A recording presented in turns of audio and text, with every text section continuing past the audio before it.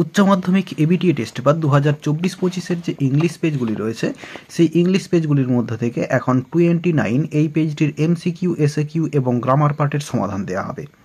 আর বলে রাখবো, এর আগের পেজের সমাধান কিন্তু ইতিমধ্যে আপলোড করা রয়েছে। ডেসক্রিপশন বক্স এবং এন্ড স্ক্রিনে প্লেলিস্ট রয়েছে, সেখান থেকে দেখে নিতে পারো। এবং পরের যে পেজগুলি রয়েছে সমস্ত পেজগুলিরই সমাধান দেওয়া হবে। তাহলে চলো এখন 29 পেজটির এমসিকিউ, এসএকিউ এবং গ্রামার পার্টের সমাধান দেখে নেব। শুরুতে রয়েছে প্রোজ পার্ট থেকে এমসিকিউ প্রশ্ন। Abdul Kalam's father would convey complex spiritual concepts in simple down to earth. এরপরে বিয়ের দাগ হবে অ্যান্সার তামিল। এরপরে the girl in the eyes have it loved much the place. এরপরে ড্যাশ রয়েছে, অ্যান্সারটা হবে সিয়ের দাগ মুসৌরি। এরপরে রয়েছে the hermit lived in a. এরপরেরও হবে অ্যান্সারটা বিয়ের দাগ in a hut in the woods. এরপরে রয়েছে the last word uttered by Roger was. এরপরে অপশন এ হচ্ছে অ্যান্সার থ্যাংক ইউ। এরপরে পোয়েট্রি পার্ট থেকে এমসিকিউ প্রশ্ন। Being tired the grace of her rests beneath. এরপরে অ্যান্সারটা হবে সিয়ের দাগ প্লিজেন্ট উইড। এরপর রয়েছে the most sensitive part of a tree is dash. অ্যান্সারটা হবে সিয়ের দাগ হোয়াইট অ্যান্ড ওয়েট। তার মানে এটা হচ্ছে গাছের রুট বা শিকড়। এরপরে the soldier has red holes in his sides আর। এরপরে অ্যান্সারটা হবে সিয়ের দাগ টু, দুটো লাল গর্ত ছিল সৈন্যর সাইডে। Death has no control over. এরপরে আনসারটা হবে সিয়ের দাগ বিউটি অফ হিজ ফ্রেন্ড। মৃত্যুর কোনো কন্ট্রোল নেই তার বন্ধুর যে বিউটি রয়েছে বা সৌন্দর্য সেটার উপরে। এরপরে ড্রামা পার্ট থেকে এমসিকিউ প্রশ্ন। Chubukov said that Lomov's younger aunt had run away with. এরপরে অ্যান্সারটা হবে ডি এর দাগ অ্যান আর্কিটেক্ট। তো চুবকোভ বলেছিল লোমোভের যে ইয়াঙ্গার আন্ট সে হচ্ছে আর্কিটেক্টের সঙ্গে পালিয়ে গিয়েছিল। I am the most unhappy of men here the speaker is. এরপরে অ্যান্সার হবে অপশান এ চুবকোভ। তো এই কথাটা যে বলেছে সে হচ্ছে চুবকোভ। এরপরে the worth of oxen meadows to Natalya is. Answer হবে বিয়ের দাগ 300 রুবেলস। অক্সেন মিডোজের যে দামটা সেটা নাতাল্লার মতে হচ্ছে 300 রুবেলস। এরপরে রয়েছে লোমোভস ডগ হ্যাড গন। এরপরে অপশন এ হচ্ছে অ্যান্সার ল্যাম, খড়া হয়ে গিয়েছিল লোমোভের কুকুরটি। এরপরে দুইয়ের দাগে রয়েছে প্রোজ পার্ট এবং পোয়েট্রি পার্ট থেকে এসএকিউ প্রশ্ন, এগুলো খাতায় লিখে দেখাচ্ছি। শুরুতে প্রোজ পার্ট থেকে এসএকিউ প্রশ্নে প্রথমে রয়েছে when was the ancestral house of APJ Abdul Kalam build. তো এপিজে আব্দুল কালামের যে পৈতৃক বাড়ি সেটা কখন তৈরি হয়েছিল। Answer the ancestral house of APJ Abdul Kalam was built in the middle of the 19th century. অর্থাৎ 19 শতকের মাঝামাঝি সময়ে তৈরি হয়েছিল তাদের পৈতৃক বাড়িটি। How would Kalam's father sanctify water. জলটিকে কালামের বাবা কিভাবে পবিত্র করতেন। Kalam's father would dip his finger tips in water বা in the water and say a prayer to sanctify water. তো জলের মধ্যে তার আঙুলের ডোগাগুলো তিনি ডোবাতেন এবং তারপরে একটা প্রার্থনা বলতেন জলটিকে স্যাংটিফাই করতে বা পবিত্র করতে। এরপরে where was the narrator of the story the eyes have it going. তো দি আইজ হ্যাবিট এই গল্পে ন্যারেটর কোথায় যাচ্ছিলেন। The narrator of the story the eyes have it was going to Dehradun and then to Mussoorie. প্রথমে তিনি দেরাদুনে যাচ্ছিলেন, তারপরে তিনি যাবেন মুসৌরিতে। এরপরে রয়েছে how did the narrator know that the girl wore slippers. Narrator কীভাবে জানতে পেরেছিলেন মেয়েটি চটি জুতো পরেছিল। The narrator knew that the girl wore slippers from the way they slapped against her heels. Narrator জানতে পেরেছিলেন মেয়েটা চটি জুতো পরেছিল কারণ ওই চটি জুতোগুলো তার গোড়ালিতে আঘাত হওয়ার সঙ্গে সঙ্গে একটা শব্দ তৈরি করছিল, বা যেভাবে চটিগুলো তার গোড়ালিতে আঘাত করছিল সেটার দ্বারা তিনি জানতে পেরেছিলেন। এরপরে রয়েছে what food was offer to Roger as dinner by Mrs Jones. Mrs Jones রজারকে ডিনারে কি কি খাবার খেতে দিয়েছিলেন। Answer as dinner Mrs Jones offered Roger lima beans, ham, cocoa and half of her 10 cent cake. তো এই খাবারগুলো তিনি দিয়েছিলেন। এরপরে রয়েছে what would Roger hear other roomers doing. Roger কি শুনেছিল আদার রুমাররা কি করছিল। তো answer Roger could hear other rumours লাফিং and talking in the large house. Roger শুনতে পেয়েছিল ওই যে বাড়িটা, বড় বাড়িতে, সেখানে অন্যান্য রুমের যারা ব্যক্তি বা মানুষেরা তারা হচ্ছে হাসাহাসি করছিল, কথা বলছিল, এটা রজার শুনতে পেয়েছিল।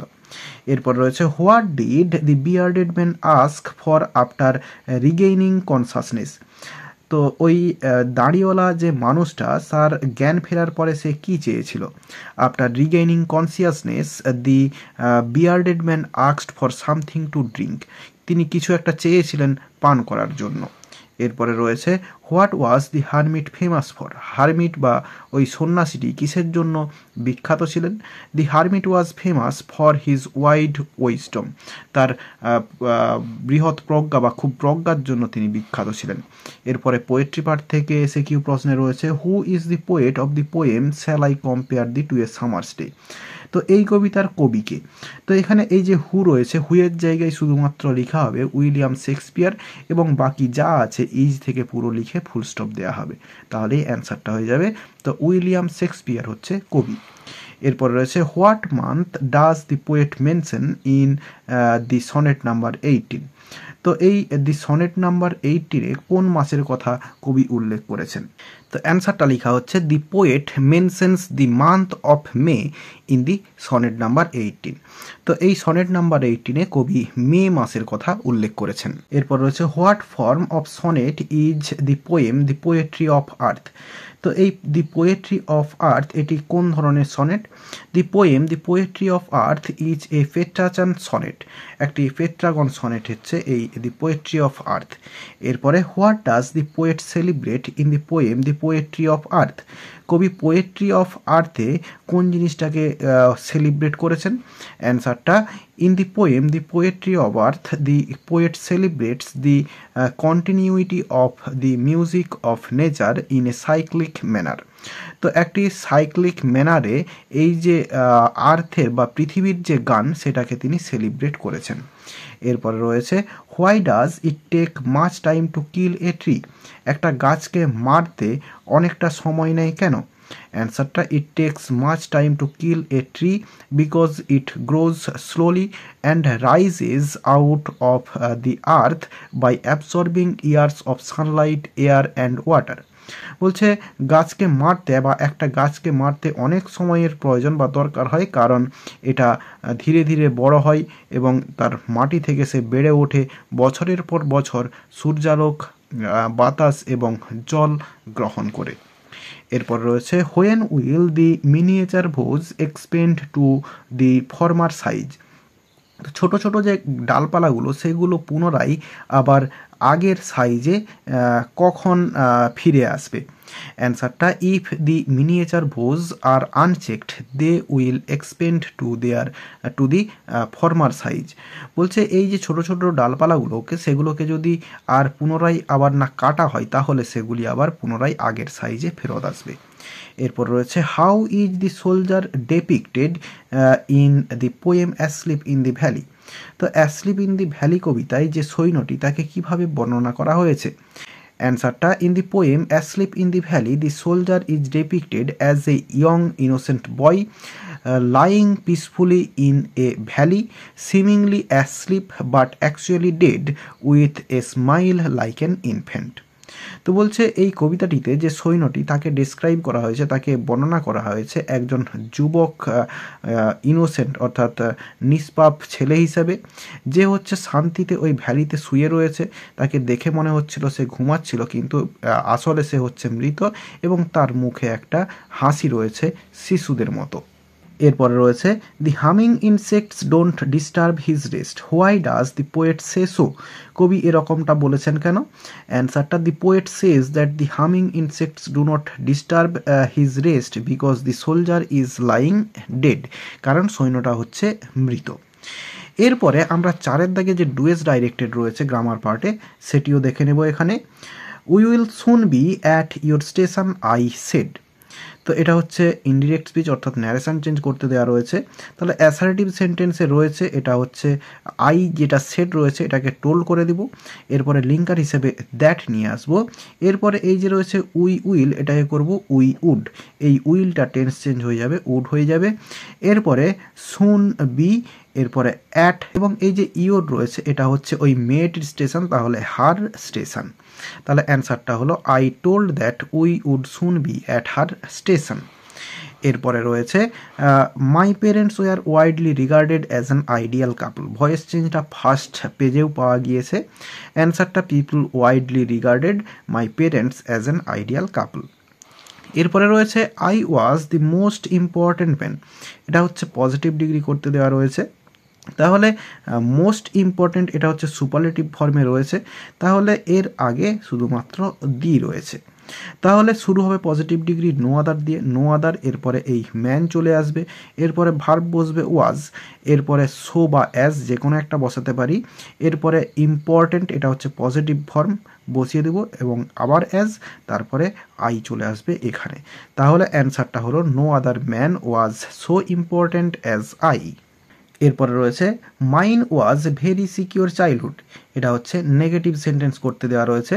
আনসারটা হবে mine was not a very insecure childhood. এরপর রয়েছে I don't recall the exact number of people she fed everyday, complex sentence করতে দেওয়া রয়েছে। তাহলে আমরা অ্যান্সারটা করব I do not recall the exact number of people whom she fed everyday, যাদেরকে তিনি প্রতিদিন খাওয়াতেন। এরপর রয়েছে what a misfortune I have had, এটা হচ্ছে অ্যাসার্টিভ সেন্টেন্স করতে দেওয়া রয়েছে। তাহলে অ্যান্সারটা হবে I have had a great misfortune, assertive সেন্টেন্সে হয়ে যাবে।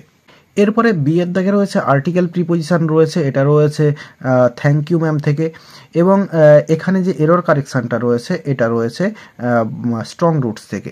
তো এগুলো তোমরা বই থেকে দেখে নিও। আর এরই সঙ্গে সঙ্গে এই পেজটির এমসিকিউ, এসএকিউ এবং গ্রামার পার্টের সমাধান দেওয়া হয়ে গেল। আশা করি বোঝাতে পারলাম। ভিডিওটি ভালো লেগে থাকলে একটি লাইক করো এবং বন্ধুদের মধ্যে শেয়ার করো, এবং আমার এই চ্যানেলে নতুন হলে চ্যানেলটি সাবস্ক্রাইব করে পাশে থাকা বেল আইকনটি প্রেস করো পরের ভিডিওগুলি সবার আগে পাওয়ার জন্য। এই ভিডিওতে এতটাই, দেখাবে নেক্সট ভিডিওতে। ভালো থাকো সবাই, ধন্যবাদ।